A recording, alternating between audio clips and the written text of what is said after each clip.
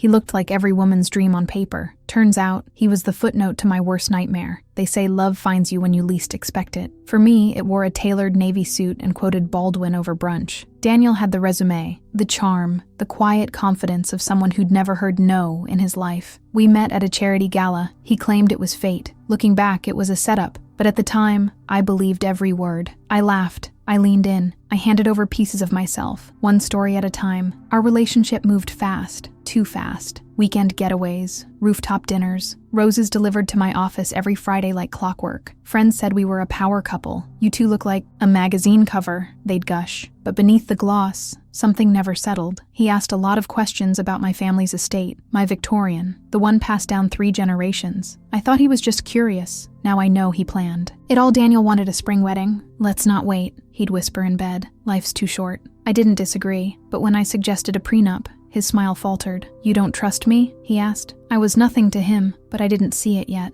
All I saw was the man who kissed my forehead before court hearings and said he admired my brain. We hosted an engagement dinner at my family home. My father toasted to legacy. My mother beamed. Daniel played the perfect son-in-law. That night, he lingered. In the library, fingers grazing the deed on the bookshelf. You really love this place, huh? I nodded. It's the soul of my childhood. He kissed my temple and said, then I'll protect it like it's mine. The irony still tastes bitter. What I didn't know was that while I was drafting real estate contracts for clients, Daniel was forging documents behind my back, accessing accounts, asking subtle legal hypotheticals disguised as pillow talk. What happens if a title's disputed? Can you sell a home if the owner is temporarily out of state? He made it sound like curiosity. It was actually reconnaissance. I caught the first red flag by accident. A message flashed on his screen while he showered, from a contact labeled Donovan Escrow. The preview line read, "Wire confirmed, closing this Friday." But we weren't buying anything. At least I wasn't. I swallowed my instinct and smiled through breakfast, because my silence was my answer while I searched for proof. The wedding planning became a smokescreen. He kept me busy with florists and venues while he accelerated hidden deals. My calls with clients grew shorter. His interest in helping me with property files became more insistent. Let me just organize the folders for you, he'd say sweetly. I never thought I'd have to protect my own home from the man I almost gave it to. One night, I walked into my office and saw him scanning documents I hadn't touched in years. Inheritance records, title histories. Just learning about the family legacy, he joked. I smiled, kissed his cheek, and turned off the printer. But inside, my gut screamed. He thought I would stay oblivious. He didn't realize I was already watching. I started tracing breadcrumbs, small ones, a missing heirloom, a property tax notice I never requested, a call from my godmother, who also happened to be a federal judge, asking, why is someone trying to verify your signature through a third-party notary? That night, I lay awake next to the man who was stealing from me, in my sleep. And that's when everything shifted. I didn't need revenge yet. I needed evidence, because if this was going to end, it would end on my terms.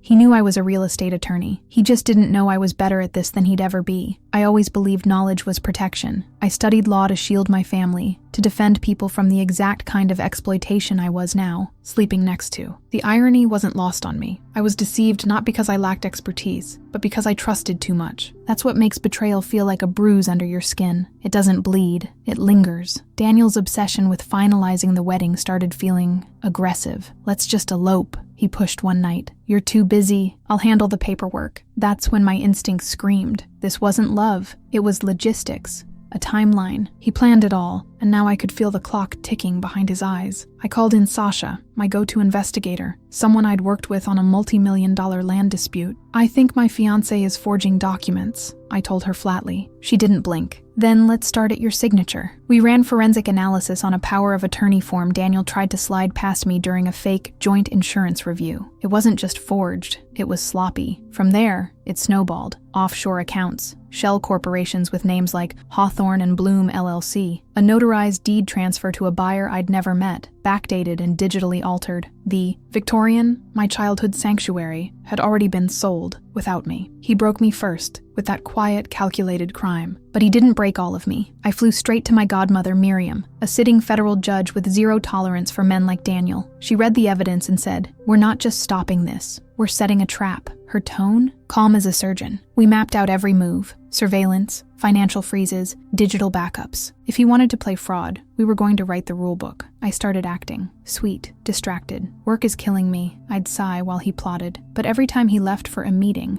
I checked the GPS tracker Sasha installed on his car. Every email he thought he deleted, I recovered. Every document he scanned, I mirrored to a private drive. My silence was my answer, and it grew louder by the day. The worst moment? Realizing I wasn't the first. There were others. 2 women before me, one who lost her vacation home, another who forfeited her grandmother's land. Daniel targeted high-achieving women with property, played the long game, then disappeared. I found their names buried in old LLC filings, tied to the same bank in Zurich. Stories of betrayal, connected by a man with a perfect smile and a predator's patience. I contacted them. One hung up, the other cried. Both thanked me. We thought it was our fault, one whispered. You believed him too? I nodded. But now I believe in something else. Consequences. That night, I stared at my engagement ring under the desk lamp. It wasn't a promise. It was a placeholder. He thought I'd spiral. He thought I'd beg. But instead, I built a case. And the closer I got to the truth, the more I realized he never saw it coming.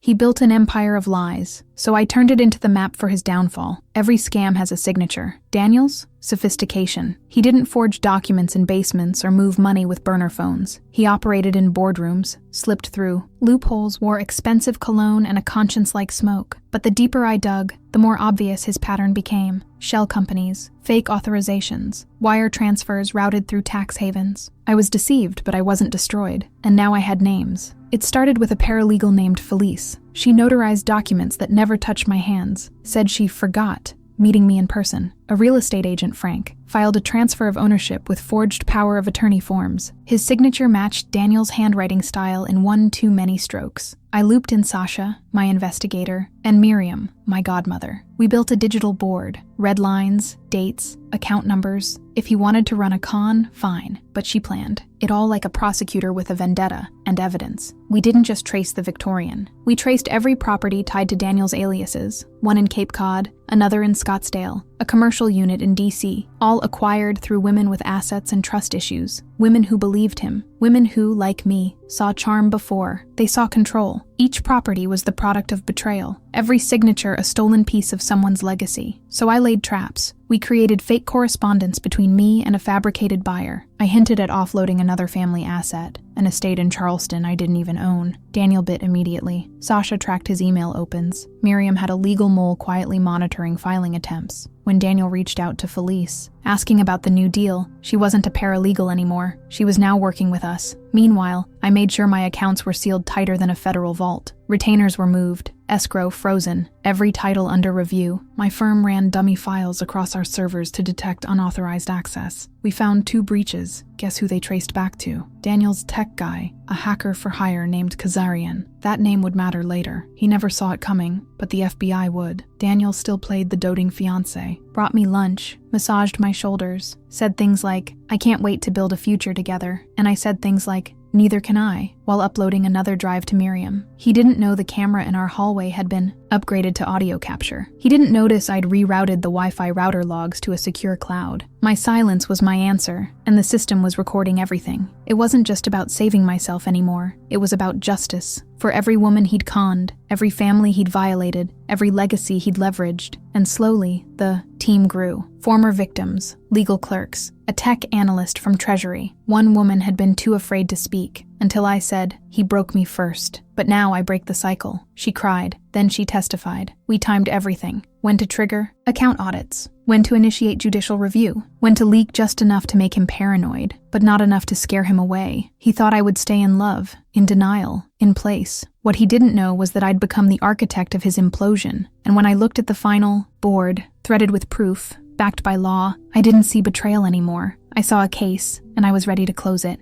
He thought he was the puppeteer, but every string he pulled, I tied tighter around his fate. Pretending to love a man you're about to destroy requires a special kind of discipline. I kept the ring on. I kissed him goodnight. I asked about his investments like I was clueless. In reality, she planned it all. The meetings, the signals, the breadcrumbs I fed him. I became the perfect mirror, reflecting exactly what he needed to see, while hiding the storm behind my smile. Every time he bragged about how smart women like me were hard to find, I nodded. Every time he mocked other gold diggers, I laughed. Meanwhile, I locked down all my titles, moved client trust funds into separate audited ledgers, and left just enough vulnerability in place for him to believe I hadn't caught on. He thought I would stay distracted by love. Instead, I was building a legal fortress with velvet walls. I started feeding him stories, false leads about assets I supposedly hadn't protected. He bit every time. Sasha tracked the phone calls he made right after. Miriam flagged suspicious account pings within hours. Every lie I gave him became a breadcrumb, and every breadcrumb led him deeper into a trap. It wasn't just revenge. It was proof of intent, and we needed that to bring it all down in court. Daniel grew bolder, sloppier. He started mentioning Kazarian again, the shady tech guy I once met briefly at a poker night. He handles all my digital cleanup, Daniel had joked. But now he wasn't joking. He was moving money, erasing trails, getting nervous. Good, because Kazarian was already under quiet treasury observation. I slipped a flash drive into Daniel's laptop bag. It auto-copied his latest emails and forwarded them straight to our secure cloud. So I showed him the proof, without him even knowing. He bragged one night that he'd found a faster way to push through deed transfers. Private methods, he said. I smiled. You're brilliant, baby. He wasn't. The files he uploaded went straight through a system we'd already infiltrated. Sasha sat across town, watching his digital moves in real time. We're close, she texted. He's circling the drain. I never raised my voice, never accused him. I kept planning wedding details, down to the napkin folds. It was exhausting, but necessary, because if he ever suspected how close we were, he'd run, and we needed him in place when the net dropped. My silence was my answer every time he kissed my hand, not knowing it was the same hand signing his fate. 2 nights before everything unraveled, he came home drunk and slipped up. You'd never betray me, he slurred. Not like they did. That was when I knew. This wasn't his first con, just his most dangerous. I helped him to bed, tucked him in, and walked into my office to finalize the final affidavit. The woman he thought he owned. She was about to free herself with receipts. The end. Daniel was spiraling. He sensed something shifting, but couldn't name it. You've been different, he said. More confident. I kissed his cheek. Maybe I finally believe in us. He smiled. I watched. He never saw it coming, that this wasn't a love story. It was an investigation with a dress rehearsal. And as I confirmed the FBI's raid time, sitting across from the man who sold my childhood home, I felt no guilt, only justice. He thought the only surprise would be the wedding vows. Instead, he got handcuffs at sunrise. The night before the takedown, I barely slept. Not out of fear, out of readiness. Every motion filed, every warrant signed, every agent positioned. The woman he thought he controlled had now coordinated an entire federal operation against him. She planned it all, right down to the exact second his front door would splinter open. At 5:42 a.m., the strike began. I watched it unfold on a secure live stream from my laptop. Daniel stumbled out of bed to the sound of boots on hardwood. Federal agents. Hands where we can see them. He froze. Kazarian was tackled in his car 2 blocks away. Frank, the real estate agent, was arrested at his office. Felice didn't even make it out of her apartment. The net was tight. No one slipped. They found him trying to destroy a laptop. It was the same one I'd bugged weeks before. You've got nothing, he hissed at the agents. They said nothing, just handed him a printed transcript, one of his conversations with Kazarian, my recorder, my timing. So I showed him the proof, and it came with a badge this time. Inside the Victorian, the hidden surveillance captured everything. Meetings,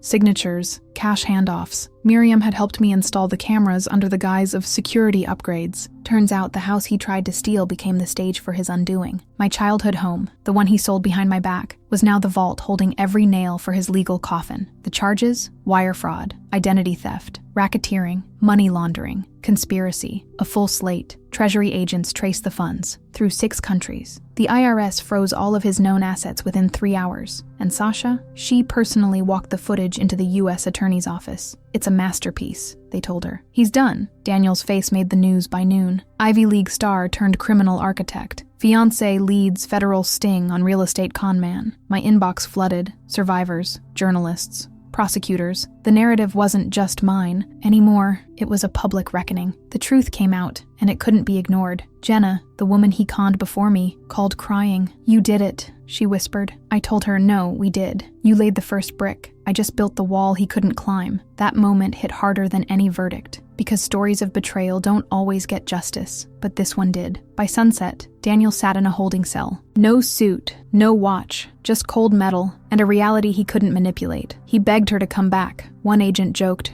reading his voicemail logs, but there was no coming back. I was nothing to him until I became the woman who outmaneuvered him on every front. And as the courtroom date was set and the media headlines rolled, I looked out my window and whispered to myself, this is what power really looks like. He stole everything, thinking I'd be too broken to fight. Instead, I built something untouchable, with his downfall as the foundation. The day I walked back into my Victorian, it felt like reclaiming my own skin. The curtains were drawn just as my mother left them, the crown molding untouched. But the air was different, cleansed, purified by justice. The man who thought he'd turned it into a trophy was now a prisoner of his own greed. She finally left his narrative and rewrote her own, with the front door key in her hand. Federal agents had recovered every document, every heirloom, every forged paper Daniel tried to erase. The family Bible with hand-penned names, my grandmother's pearl brooch, the deed, freshly refiled in my name alone. He thought I would stay broken after the betrayal, but the only thing that stayed was my ownership and my power. Daniel eventually accepted a plea deal, 20 years, no parole. His frozen accounts were redistributed through civil suits to victims he'd defrauded before me. One by one, they got their pieces of peace. And I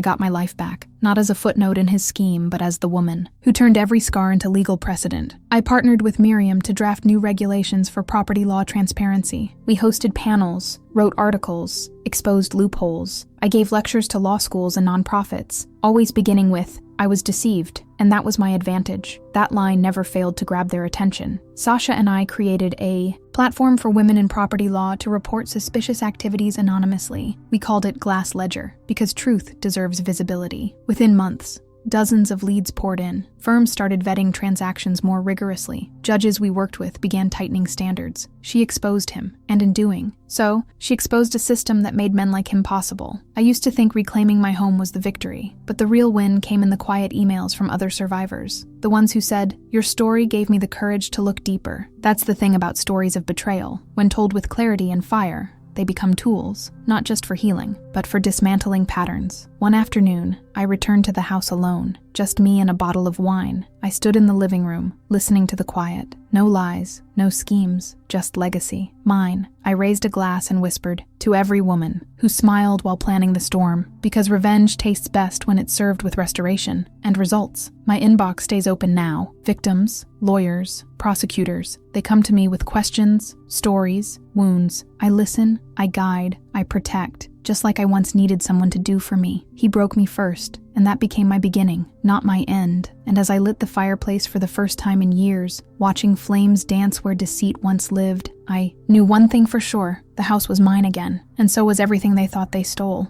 They called me naive. Now they call me keynote speaker. We held the celebration in the very ballroom where Daniel once toasted to our future. Back then, I wore hope like perfume. This time, I wore red, unapologetic, commanding, impossible to ignore. The room was filled not with liars or pretenders, but with warriors, survivors, investigators, judges, allies. Every person in that room had helped dismantle the empire he tried to build on my back. And now, she exposed him, publicly, permanently. The speech I gave that night wasn't rehearsed. It came from every bruise I hid, every document I recovered, every lie I turned into leverage. I was nothing to him, I said aloud. But today, I'm everything he never saw coming. The room went still, and then it roared. Women stood, men nodded. The truth didn't need embellishment. It needed a voice. And now, it had mine. I lifted my glass to Sasha, who uncovered the digital web, to Miriam, who fortified the legal strike, to the women who came forward, shaking but sure, to those who smiled while bleeding, I said, and to those who turned betrayal into blueprints. The truth came out, but what followed was even more powerful. Connection, justice, legacy. My story hit headlines, yes, but what mattered more were the whispers, the quiet conversations at law firms, in family court waiting rooms, between mothers and daughters. They began saying, if Eliza could survive that, so can I. And more importantly, if Eliza could fight like that, I want to learn how. That's when I knew this was bigger than me. We launched a national initiative, Restoration Women, legal training, support grants, mentorship for women in vulnerable property positions. Judges signed on. Schools adopted the curriculum. Firms changed protocols. I watched it bloom and thought, this is what healing looks like when it has infrastructure. She finally left, but she didn't leave the others behind. Daniel's name faded from the media within months. Mine didn't. I became the keynote speaker at national ethics conferences, guest lecturer at Columbia, consultant for anti-fraud legislation. People used to associate me with a Victorian house and a ruined engagement. Now, they associate me with one word: resilience. I walk different now. Not heavier, not hardened, just rooted. When people ask what gave me the strength, I say, being underestimated is fuel if you know how to burn it clean. He never saw it coming, because predators never think the prey will grow fangs. That night, someone approached me, young, nervous, inspired. "I'm in a bad situation," she said, "but I don't know where to start." I handed her a card. "You just did," I told her, because my silence was my answer for too long. Now my voice makes room for others. The ballroom lights dimmed. The music rose. We danced. We laughed. And as I looked around at all the women once written off, talked over, and taken for granted, I realized something. He broke me first, yes, but he also built something accidentally, an army, and the woman he tried to erase, she became the page everyone reads now.